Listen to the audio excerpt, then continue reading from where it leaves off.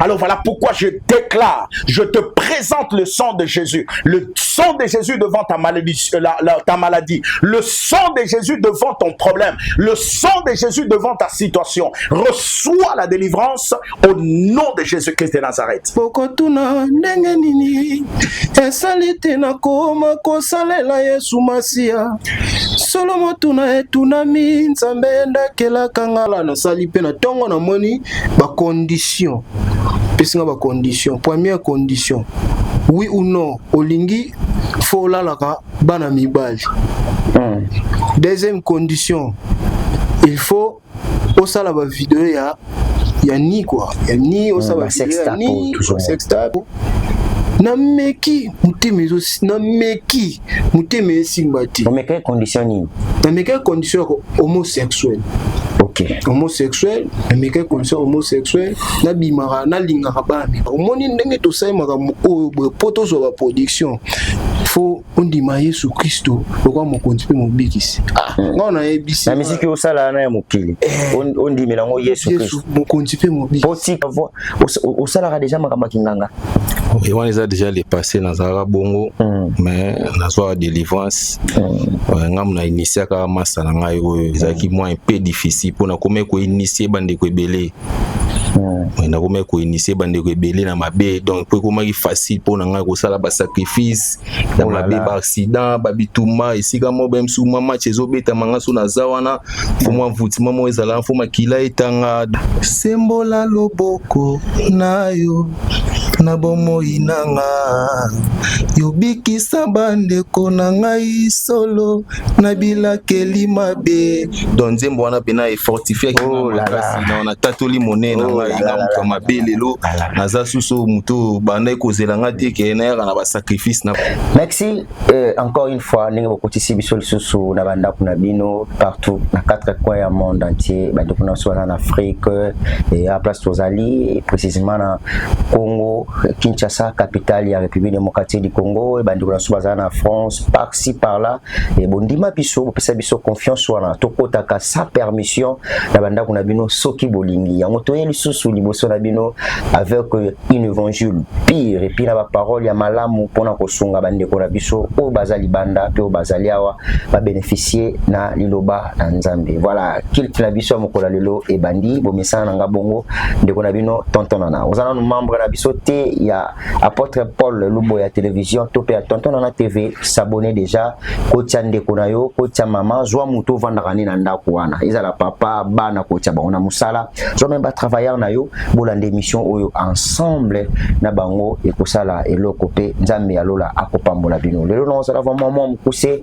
na annonce na nga mokola lelo potozali ebele na plateau awa na bandeko bomona bango na mo ngonga moko mukiawa otoye pona kotalisa na monene na nzambe o nani aloba ke lakisa batu Yesu Masia lokola mwana na moto loto memia lokola mwana na moto po to expliquer bino batu bozolanda biso na bandako. Voilà, rapidement na zana apôtre Paul Luboya et boyebi ke émission oyo reçoit ta délivrance to sala ka yango kakanaye nde tozwa kanzela pendingisa ya kopanza évangile partout mosala nzambe na pesi mbote mbote tontonala lelo susu tozongi na yo na plateau na biso nzamba zo lokumu amen vraiment Alingi, tout va démissionner sur la prière, nous tout ça comme habitude. D'accord, nous pouvons prier. Seigneur, nous te disons merci, te rendons grâce parce que tu es Dieu, tu es puissant, tu es glorieux.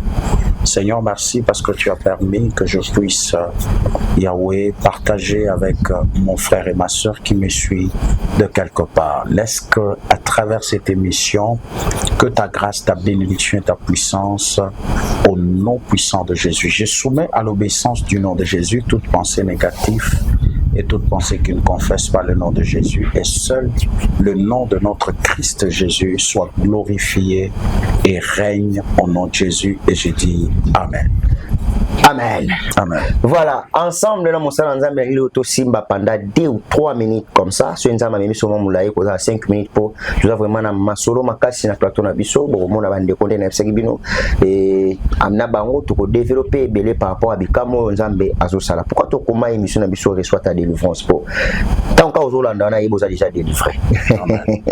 L'homme de Dieu to banon to lo banon le réclamation du sang. Est-ce que makila et peut ko réclamer mutu na vie na? Oui. voyez, Makila, il y a la réclamation du sang existe. Parce que le sang, quand on parle du sang, nous voyons l'âme. Parce que l'âme de l'homme est dans le sang. Amen. Vous voyez, l'âme est dans le sang.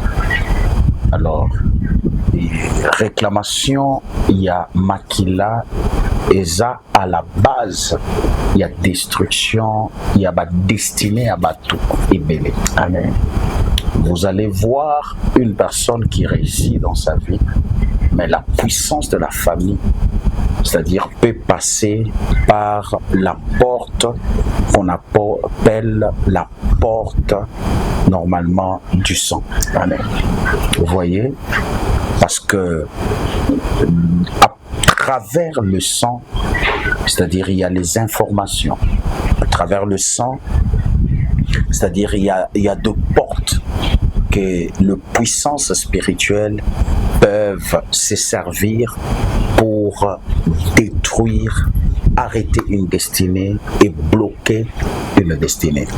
Alors vous allez constater à travers, c'est-à-dire le réclamation, c'est-à-dire à travers le sang, vous allez constater moana, mamanaye à Zoazemi, c'est-à-dire avant Abala.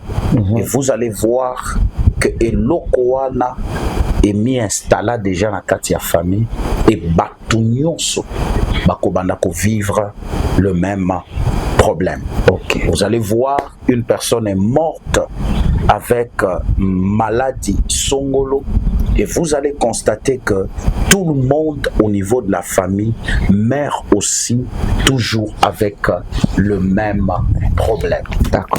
Parce que la réclamation, il y a à travers Makila, c'est-à-dire Ezalaka très très fort et très puissant au temps. Très bien.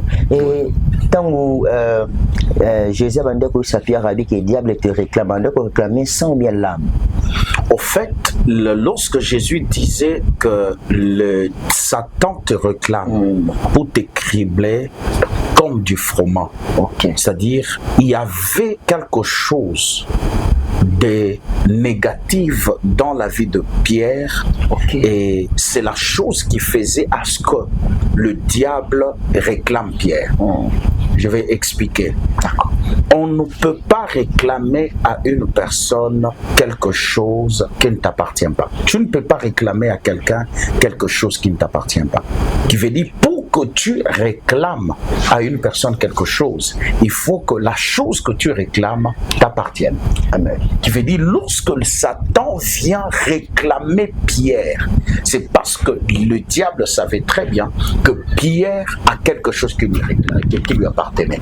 Parce que écoute, Jésus, après avoir parlé à Pierre que Satan te réclame pour te cribler, c'est-à-dire Jésus dit encore, même si Satan, le diable, vient maintenant, il ne trouvera rien de lui à moi.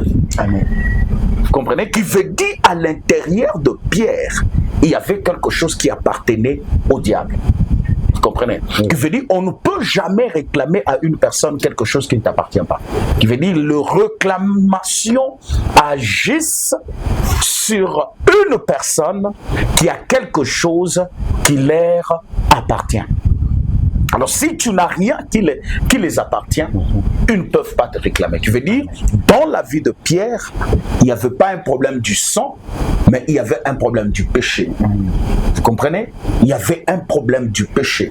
Il y avait une sémence du péché. C'est-à-dire qui donnait le pouvoir au diable de faire quoi? De réclamer Pierre. Qui veut dire la réclamation de la sorcellerie de nos familles. Nous réclament parce que cette sorcellerie-là savent très bien qu'en toi, il y a quelque chose qui leur appartient. Vous comprenez? S'il n'y a rien qui leur appartient, alors ils ne peuvent pas te réclamer. Très bien. Et pour tous ceux qui savent, pour tout ça, vraiment, on a dit qu'on a plateau, tu continuer exactement vaste. Et l'homme de Dieu, il y a na partir makila nanga oyo naza réclamé.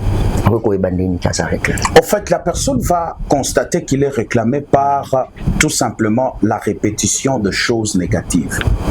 Lorsque tu constates d'une manière régulière, beaucoup de choses négatives arrivaient, alors tu peux te dire que non, je suis réclamé. Amen. C'est-à-dire par rapport aux maladies, en répétition de blocage, la pauvreté, la mort subite, la mort prématurée, les avortements, la stérilité, les impuissances. Alors lorsque tu constates qu'il y a une personne dans votre famille qui était morte avec une maladie et toi aussi tu commences à souffrir de la même manière, sache que toi aussi tu es réclamé. Amen. Lorsque tu constates la manière dont ton père avait fini sa vie, ton père il était un ivrogne, il prenait beaucoup l'alcool et puis toi aussi tu te rends compte après que toi aussi c'est de l'alcool à tout moment, c'est-à-dire tu es réclamé. Tu peux être réclamé par la vie de femme, tu peux être réclamé par l'impudicité, tu peux être réclamé par la maladie, tu peux être réclamé par l'alcool. C'est bello, tu m'entends? Tu peux être réclamé par l'alcool et puis tu te rends compte que tu prends tellement l'alcool à un niveau où tu n'as pas l'idée. Non, non, il y a un problème de réclamation. Regarde dans ta famille, tu vas voir qu'il y a une personne qui avait cette vie-là. Alors toi aussi, on te réclame de finir aussi ta vie comme l'autre avait fini sa vie. Et quand tu constates des choses comme ça, tonton Nana, lève-toi et commence à déclarer que moi, je ne finirai pas comme l'autre. Moi, je refuse au nom de Jésus-Christ de Nazareth. Parce que les réclamations sont là. Vous comprenez? Il y a une personne dans ta famille, tu constates que ta tante, ta mère avait une vie que toi, tu es en train de mener aujourd'hui. Dans ta famille, il y avait quelqu'un qui était dans la prostitution. Et toi aussi, tu te rends compte que c'est la même vie que tu es en train de reproduire. Dans ta famille, tu constates qu'il y a une personne, les gens divorcent facilement. Toi aussi, tu commences aussi, ton mariage est menacé. C'est-à-dire, dans la famille, il y a des gens qui ont eu de l'argent. Après un certain moment, ces personnes-là ont tout perdu. Sache que même si aujourd'hui tu as un travail, même si aujourd'hui tu as de l'argent, toi aussi, tu finiras par, c'est-à-dire revivre les mêmes histoires, le même chose. Pourquoi? Parce que la réclamation a pour porte le sang. Amen. Vous comprenez? Oui. La réclamation a pour porte d'entrée le sang. Vous comprenez? Oui, oui. Voilà pourquoi vous allez constater lorsque Christ est venu, Christ n'a pas porté le sang humain. Christ a porté le sang divin. Pourquoi Dieu n'a pas permis que Christ, Jésus-Christ, porte le sang humain? Parce que Dieu connaît l'impact du sang dans la vie d'une personne. Il connaît. Voilà pourquoi Dieu n'a pas permis que Jésus vienne d'une sémence de l'homme. C'est-à-dire, Marie était tout simplement une personne qui devrait garder la sémence de l'enfant Jésus. Alors, comme Marie était une personne qui devrait juste recevoir et conserver, garder la sémence, voilà pourquoi Jésus, lorsqu'il est né, mes bien-aimés, Jésus avait ce qu'on appelle, Jésus était 100% Dieu. Parce que ses origines n'étaient pas charnelles, c'est-à-dire ne venaient pas de l'homme, mais ses origines étaient spirituelles. Amen. Vous comprenez? Qui veut dire, lorsque toi tu négliges, mais bien aimé, les liens du sang, c'est parce que tu n'as pas la connaissance. Ce matin, ce soir, selon l'heure à laquelle tu vas me suivre, laisse-moi te dire, lève-toi et détruis, mais bien aimé, les réclamations qui passent par le sang. Cherche la délivrance, parce que si tu ne cherches pas la délivrance, sache que à travers ton sang, on sait voir que tu prospères, on sait lire que tu t'es marié, on sait voir que tu travailles, on sait voir que tu as des projets. Des fois, tu te poses des questions, comment le monde spirituel arrive à découvrir mes projets.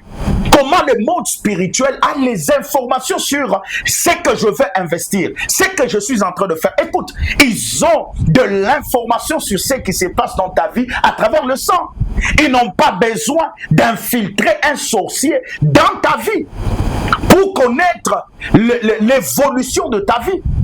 Ils connaissent l'évolution de ta vie à travers le sang que tu portes. Il suffit d'appeler tout celui qui porte, c'est-à-dire ces sangs-là devant leurs autels.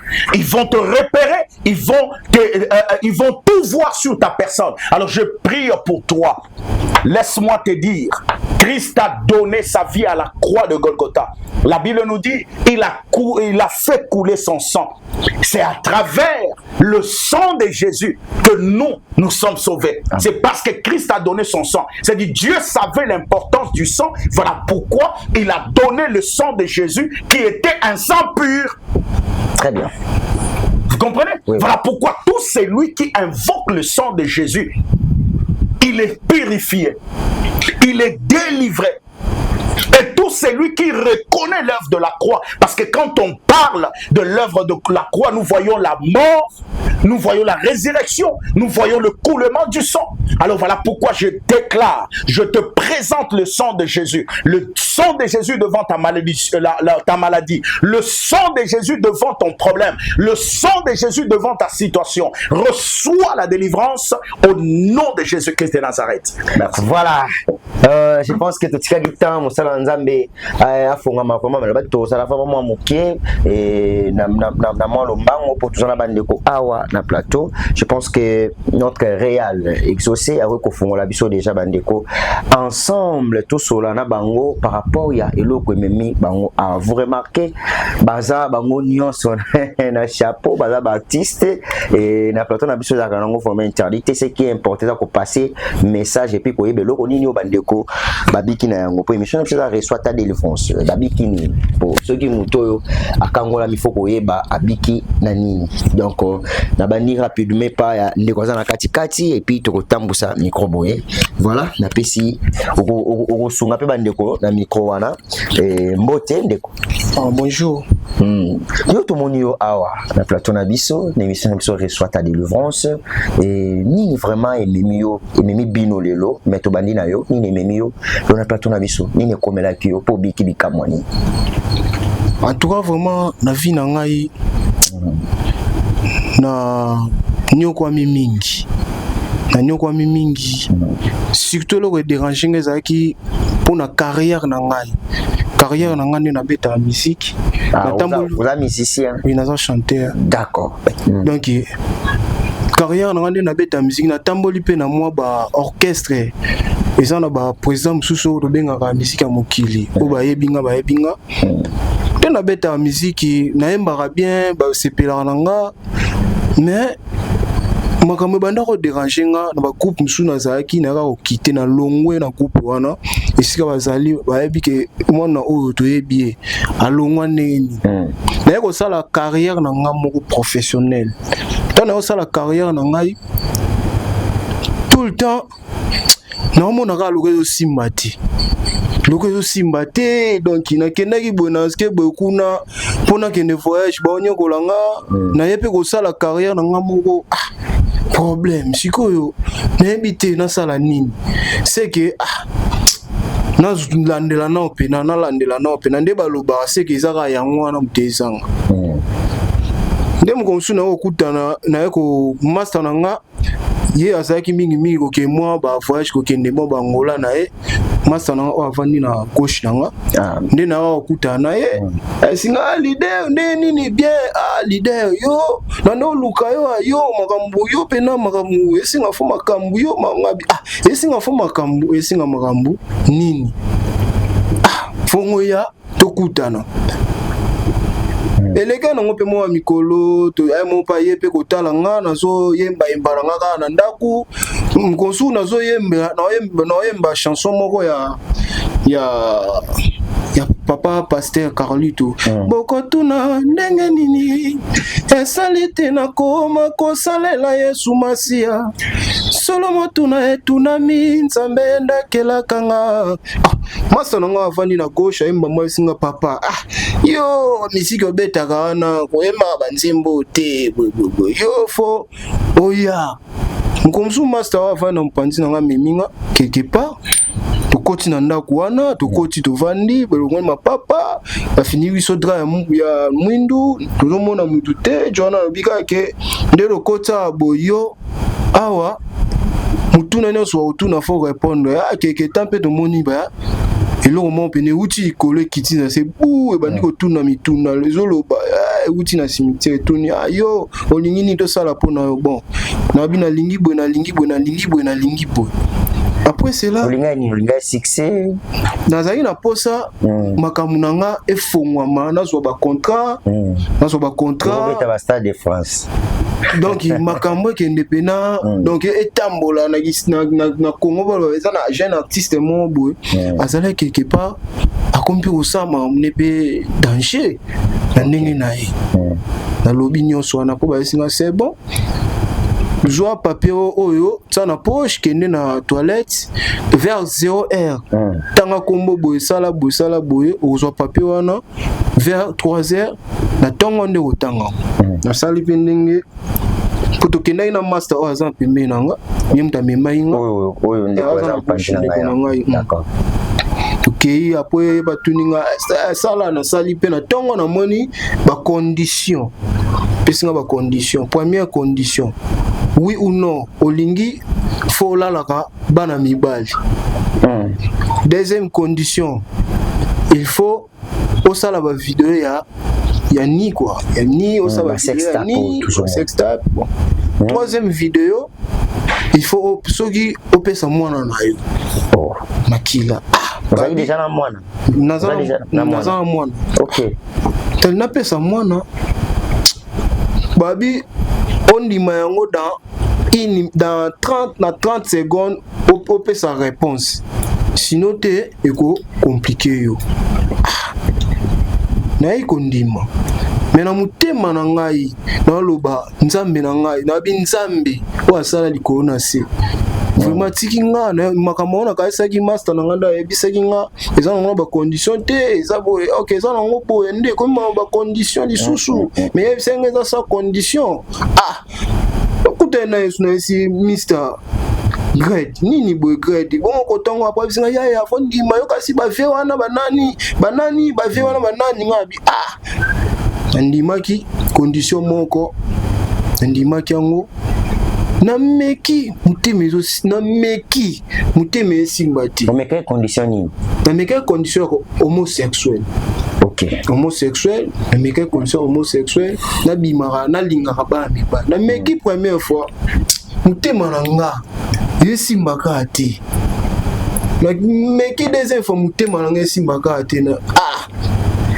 nkomsusu na vani na ndeko na nga oyo avani pembeni po ye pasaki biro na nga aye pe azane musicien mais ye aza musicien mais na groupe na nga ye akoma loka biro aza biro na nga tando soutenir ngai vraiment ba musicien pe asombela bango mwa babilamba mo ba shock mwa ndenge zala kaka ngoso avani na ba mama na bango bazobeta masolo ya apôtre ya apôtre maman on a kati famille maman bavani maman femme petite sœur na e grande sœur na maman apôtre pena balobaki yango fo boy ba betaka masolo na yoki pona bango na yoki ngo kitoko moko boy mais donc moko esprit mususu lo bananga yo fo zalaka kuna mais esprit on lo bananga ozwa kimia nazo boude esprit wana donc je sentais comme Jésus azaki pembe nanga azolo bananga ozwa kimia pe diker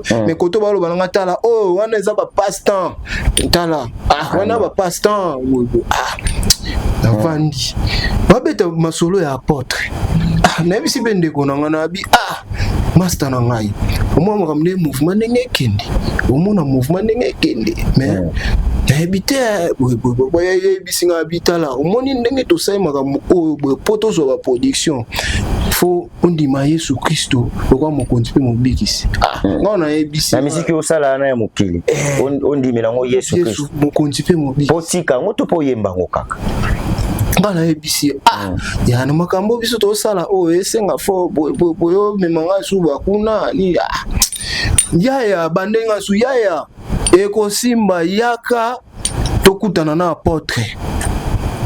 apôtre Paul atangena nga apôtre Paul nga ya c'est bon to solo lango na vandi na butu ça discernement mko msusu na zui téléphone na koti otala na monika mi reçoit ta délivrance nabi minga za posa eloko na mekano pe oyoka no ba jobala ba mystique na jino chombo na ni na ba na okipe na yoka porte na yoki na sentir lo mo petinga mutema na koka kola te na sala insomnie butu mobimba msu batanga ka komba Yesu ngo babika siko ngai te jo oyo na benga na kutu jo oyo na ebite ndenge ba paka no nde ba benga ka basala nzambe jo aventurier habite jo oyo fona zwa numéro mega ku te silanga me na sala capture quand na ju numéro na yo kutana na apôtre ya mbinga bien mabi bango bazala boya wa biso na tozu na biso te omono ya boya sabote yo asele oka prière moko boye bongo apoke na yo okanga azala ngana ba mbongo te na ya apôtre ya mbanga na akei avandi singa abandiko lobelanga makambo nyonso oyo nga na sala o ngai na o nga na donc nenga na niataki nenga na tambolaki nenga na tambolaki donc na mituni no mona mituni est-ce que ça master na nga wana te wana zala nani te MC te isa yete est-ce que vous MC te MC mutabetele masolo mais masolo mususu makambo mususu apôtre alobi natika koyebisa ngo MCT MCP ayebi pe makambo oyo te apôtre ayebisi nga na bandako ya molilo nakotaki makambo oyo nali na misala akebisi nga zongi nayebisi moko frère nazalaka nde nabi ndeko na nga foko yamba Yesu lokwa mokonzi pe mopikisi aseki mamoko nabi te fona kende pe na kiti esika apôtre abengaki na yeti na kiti nota abona moni ndeko na nga oyo avandi pembeni na donc mamoko esengo bapesi nga pe babine ezalaka cantique cantique amati na bandi koyemba kolongo yembela nzambe nzembo nini na yembaka nzembo o frère na nga o avandi na pembeni na nga linga te na yembe bokotuna ndenge nini esali te nakoma kosalela Yesu Masiya solo motuna etunami nzambe ndakelaka nga nzela Yesu ye moko aponaka mpe alobela bato lolenge nini nayokaki lolaka ntango Masiya apesi ndingisa na tosi sekotosa natiki nyonso mpona ye atalisinga nzela alobi nakende mokili oyo vraiment nazaki na esengo na ndimaki te nayebika na musique na biso kuna ezaka po babamba yo mbongo foza na bichebechebe mais jour wana na comprena te baser bayambanga nga mo epesinga mposo kolela se retrouver pe kozonga na nga nazonga naye kozwa contrat moko boye pe contrat yango esengi nga ni condition juste carrière nanga très à l'aise donc nango na tatoli nga na koyembela nzambe ata na koyembela kaka nzambe toka nzambe apôtre Paul azwa lokumu Vraiment, nzamba sur le kumu. Pesa ndeko awa, bandeko bozo comprendre même ndenge ne bombo na ndeko ba tatouage, yo muto salela lo mukilo za kuluna. Ata bakati olitoi. Ata okomi pasteur ozaka litoi okatana. Kwa zate ndeko bakati nga litoi na komi osala nzambe litoi ekobota te. Donc yango tamwana ndenge moko ya bosembo polobi na yo ezali tatolia malambo moni ndeko ba tatouage banini andimeli na nzambe meloko ya tiaki pour la jeunesse pour la musique na ye tikali pour la place nini ya utaki voilà rapidement tout ça ndeko koto frère ndenge nini osala déjà bakisi osala déjà banganga wana po pesa muninga likanisi yake nanda kwa nganga po na osala voix osala déjà makamba kinganga et on les a déjà les passé dans un bongo mais na soir délivrance ngam na initier ka masa na ngai oyo tozane pandi amen ngam na initier ka ponga pe na lana ka ba prière ya apôtre Paul bande comme sous tozala na bon na quartier ba beta ka li solo biso tolana biso maté apôtre Paul yo ve fo bongo anteme kuma ida donc na ekuma da kati na ngama kila na ngamo bima donc na mesane na ngo donc na initier ka batu donc ngamo na sala homosexuel donc na mesane na mambo ebele ya mabe OK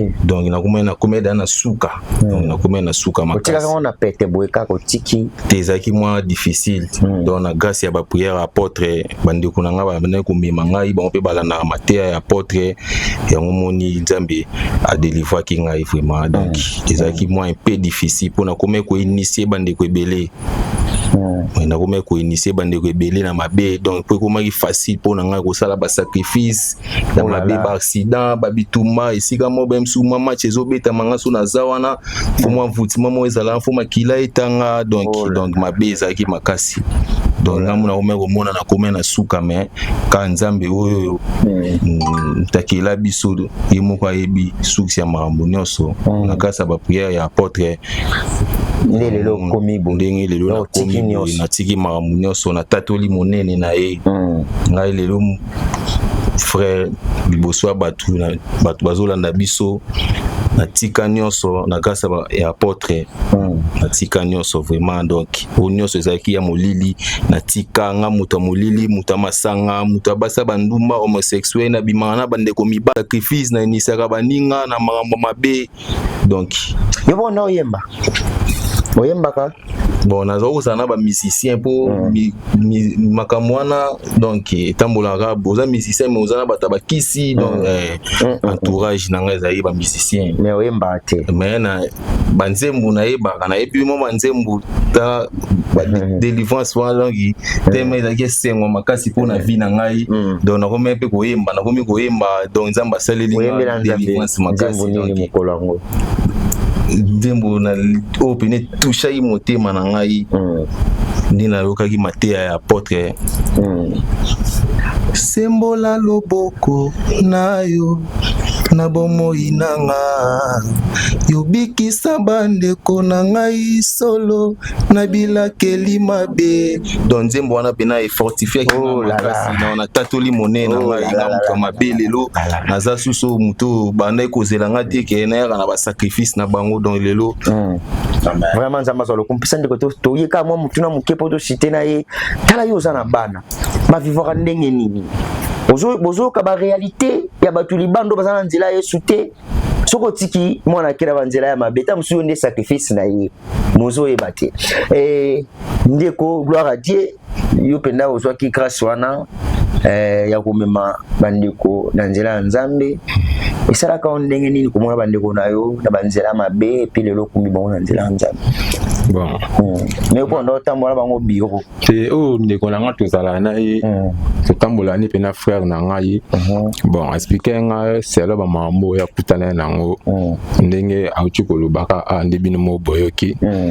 donc tellement nga ça na déjà na apôtre Paul ça me l'a déjà na ya pasteur alandela nga de na ba prière yango na talaki pèse na kotika pe bandeko ba koisa na libulu te yango na meka kolendisa frère na nga par rapport à ba prière ndenge nga la soira par apôtre Paul yango na linga ki pe na salaki effort ya benda ndeko et pas apôtre Paul po aloba selo ba mambo ya kutana ngo na vie na ye vraiment ya po yango wana pena ilo na ki nango bien vraiment yo za kutila balami ngolo bate yo la ki toujours pompo na bango voilà apôtre Tomoni lelo bande ko belé bazala toujours ka histoire toujours des jeunes bande ko initier na bandela molili pona ko wela ba bloka mokili et ça la ko ndengeni attaquer un sauveteur dédié comme on a génération pour ba jeune et puis c'est pas facile hein pour toi jeune boya na kati église en fait ce n'est pas biso les ensemble et ndazo sala musala naye nous notre travail est celui de présenter la parole. Amen. Et musala o itikali eza Saint-Esprit a sala ka musala ko toucher mitema na ko benda bato ba ya ko pesa bomo na bango et panza. Amen. C'est la seule chose que biso sala. Je prêche la parole de Dieu, c'est lui qui touche des vies, c'est lui qui convainc de vie. Ezaka molimo mo santo yemoko.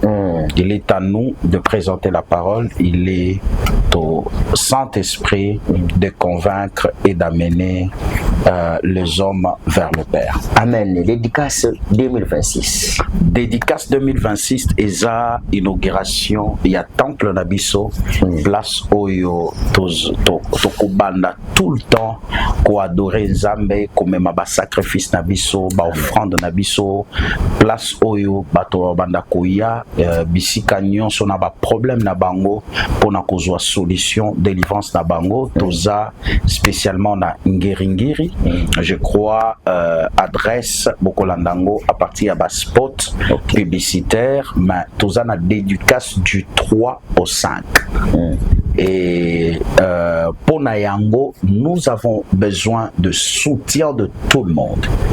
Tu me suis pendant plusieurs années, tu es convaincu, touché par mon ministère, par la grâce qui accompagne notre ministère. Nous demandons votre soutien. Nous avons besoin de chaises, nous avons besoin des instruments. Il y a encore d'autres choses que nous sommes en train d'arranger pour que ces grands jours-là soient merveilleux. Alors nous avons besoin de vous.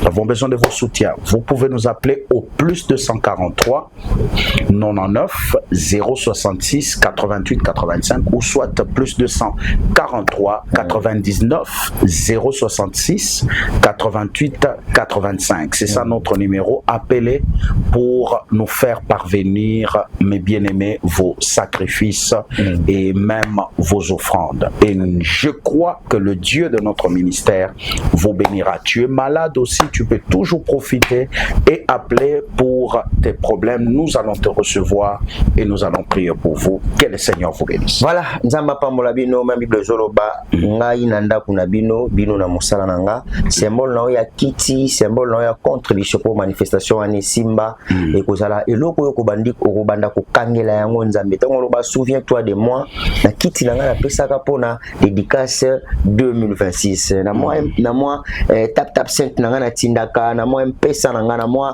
Airtelman nangai e kozala malamu mingi pona ko accomplir mission oyo Nzambe apesi et mosala Nzambe eza ofele mais kosala mosala yango zo senga ba matériel pour mosala yango ekende partout na monde entier numéro yango wana kodutete benga salele mona yo Nzambe lola akopambola yo to suki apona lelo na micro ezalaki ngai ndeko na bino tontonana oyo invité à lelo ezalaki bongo apôtre Paul Luboya tolobeli mingi makambo etali makila donc bemission zali koya to kofungola yango na mozindo tolobi yango na mwa mokuse po tozala bandeko na kati ya plateau mais émission koya to kofungama vraiment tika ete Nzambe lola apambola bino soki Nzambe ya mawa pe ya bomo ya zongite biso na bino tokutana na numéro mso zali koya bye.